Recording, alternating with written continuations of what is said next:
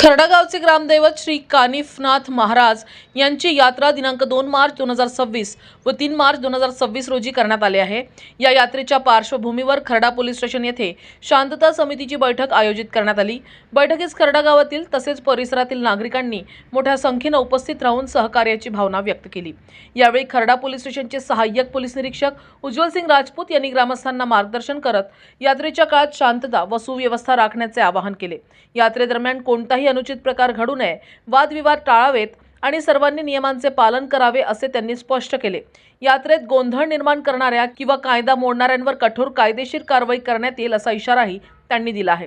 तसेच यात्रेच्या काळात गर्दीच्या ठिकाणी योग्य पोलीस बंदोबस्त ठेवण्यात येणार असून महिलांच्या सुरक्षेसाठी महिला पोलीस कर्मचारी मोठ्या संख्येने तैनात राहणार असल्याची माहिती यावेळी देण्यात आली।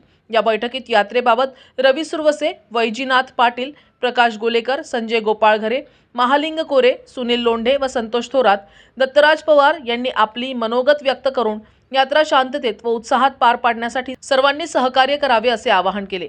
खर्डा गावातील पारंपरिक व श्रद्धेचा केंद्रबिंदू असलेल्या श्री कानिफनाथ महाराज यात्रेची तयारी सध्या जोरात सुरू असून पोलीस प्रशासन व ग्रामस्थांच्या सहकार्याने यात्रा शांततापूर्ण वातावरणात पार पडेल असा विश्वास खर्डाचे ग्रामदैवत कानिफनाथ यात्रा उत्सव हा दिनांक 1 तारखेला छबिना मिरवणुकीपासून सुरुवात होणार आहे आणि ती यात्रा दिनांक 1 मार्च 2 मार्च आणि 3 मार्च अशा 3 दिवस ही यात्रा उत्सव चालणार आहे। त्यासाठी आज खर्डा पोलीस स्टेशनमध्ये शांतता कमिटीची बैठक आयोजित केली होती। त्यासाठी सर्वच गावातील प्रतिष्ठित असे सर्व राजकीय पक्षाचे नेते व ग्रामस्थ असे मोठ्या संख्येने उपस्थित होते।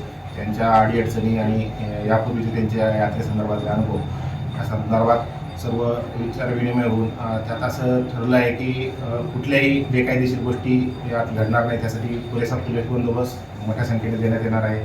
तसेच जे अनधिकृत फ्लेक्स वगैरे लागतात त्यावर देखील आम्ही नियंत्रण ठेवणार आहोत आणि यावेळेस जे दरवेळी फक्त मंदिर परिसरात जे CCTV लागत होते ते यात्रेच्या इतर ठिकाणी ज्या ठिकाणी गर्दी होते, पाळणा परिसर असो किंवा जे मेन येण्या जाण्याचे रस्ते अशा ठिकाणी देखील तात्पुरत्या स्वरूपातले CCTV फुटेज लावून त्या ठिकाणी गर्दीवर आणि चोरट्यांवर देखील नियंत्रण करण्यात येईल आणि महिला संदर्भात जे काही प्रकार छेडछाडीचे प्रकार होता या संदर्भात देखील असे कोणी प्रकार केले तर त्या संदर्भात देखील आम्हाला तक्रारी प्राप्त झाल्या किंवा आमच्या देशात काही गोष्टी निदर्शनास आल्या तर त्याच्यावर कठोरात कठोर कारवाई करण्यात येईल कायद्याप्रमाणे आणि अनधिकृत फ्लेक्स संदर्भात देखील आम्ही कारवाई करण्याचे निश्चित केलेले आहेत आणि ही यात्रा कशा पद्धतीने शांततेत पार पडेल यासाठी पुरेपूर प्रयत्न खर्डा पोलीस ठाणे आणि गावातील सर्व सदस्य आणि यात्रा कमिटी यांच्या वतीने जे ठरलं आहे त्याप्रमाणे ही यात्रा पार करू। सर्वांना खर्डेकर व पंचक्रोशीतील सर्वच म्हणजे ज्या मानाच्या काठ्या येणार आहेत, बाळगावान,